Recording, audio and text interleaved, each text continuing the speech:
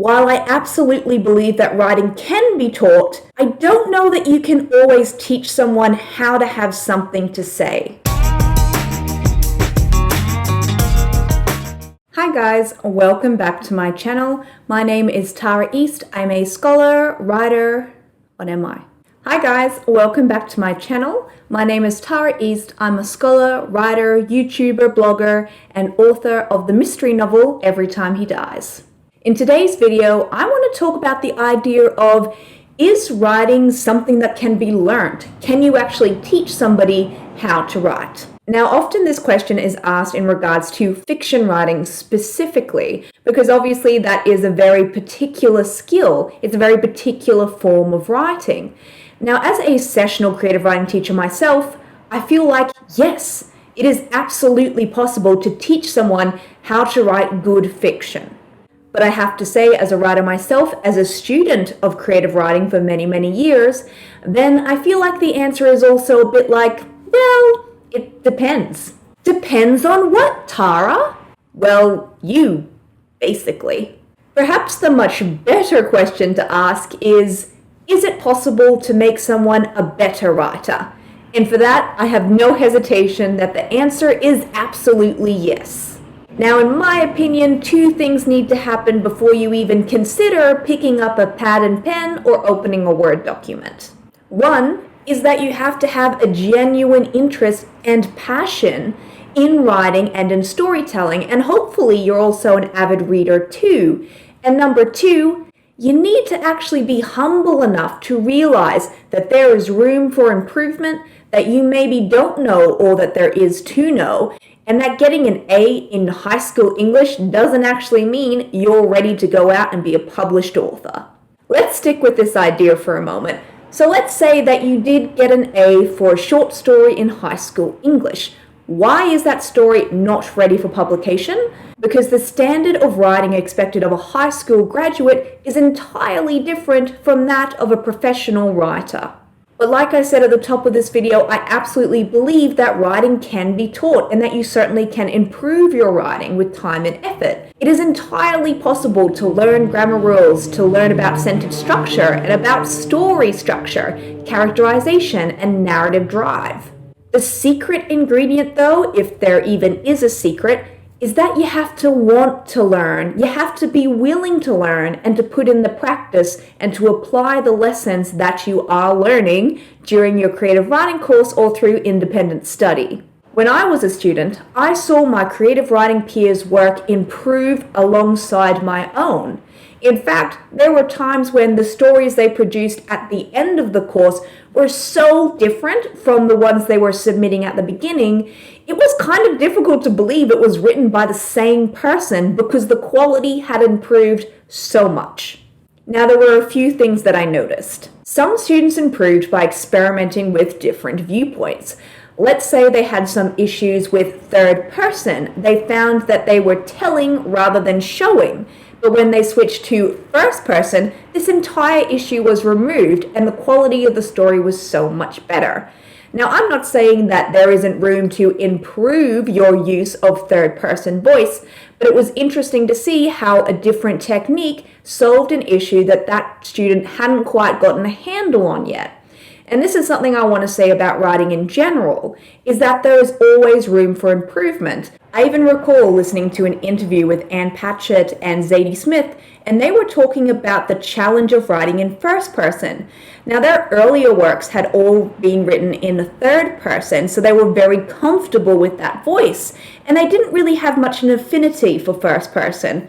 But when they chose to write a book through that point of view later in their career, they actually really struggled with it, and they had to learn how to find their voice in this point of view.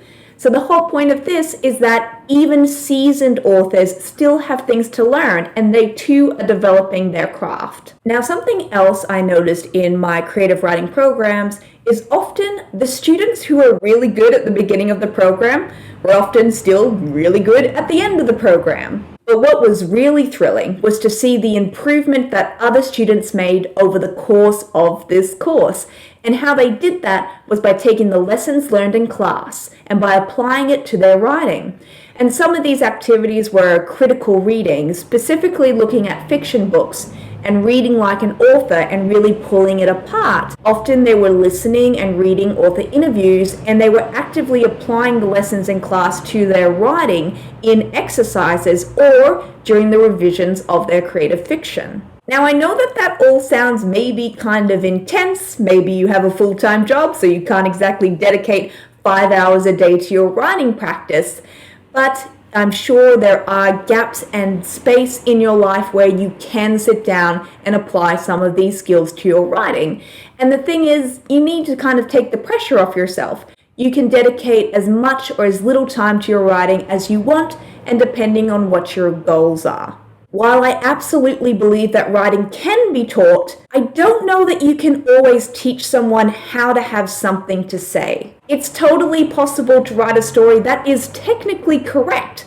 The commas are in the right place, the dialogue is witty, the setting is visceral, but by the time you reach the end of the story, you're left sort of thinking, what was the point of that? What did I get out of this? Now, having something to say can come in many different forms, some more subtle than others. A space opera could easily be an analogy for global warming. A novel about high school clickiness could actually be a metaphor for our classism. A short story about a woman wearing a green ribbon around her neck could actually be about female oppression. Now, these are all big ideas, and maybe your stories are actually exploring smaller, more personal ideas.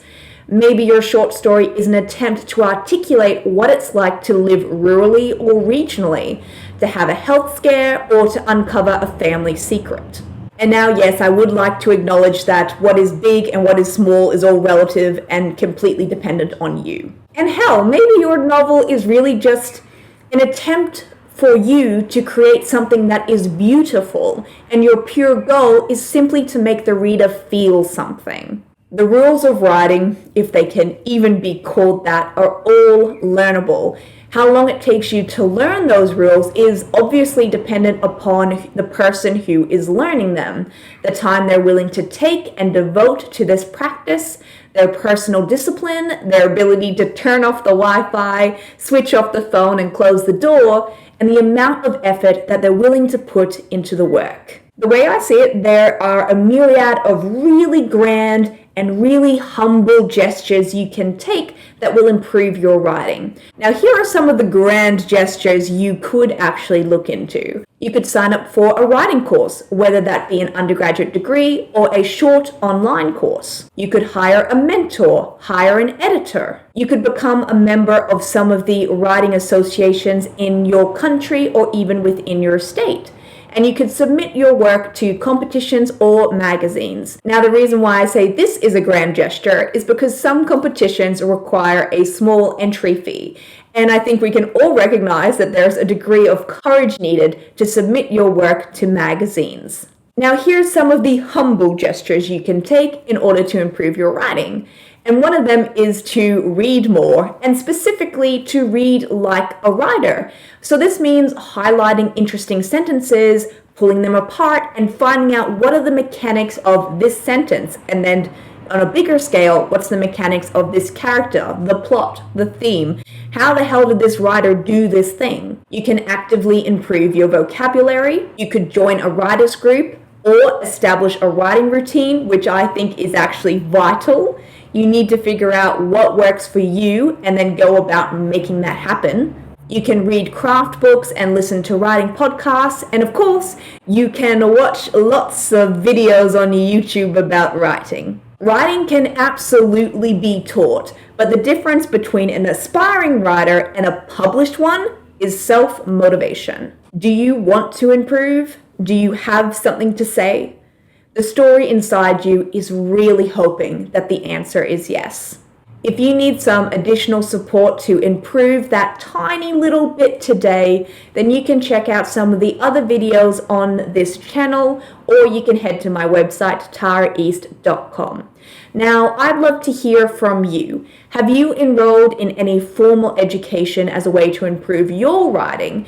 Or are you more of a bootstrapper, someone who prefers to do things on their own and through self-studying? Either way, Have you seen an improvement in your writing? I would really love to hear. So leave a comment below and tell me all about it. Again, if you want even more writing advice, you can head to my website, taraeast.com. There's over 150 blogs on the website. And while you're there, it would mean a lot to me if you could join my newsletter.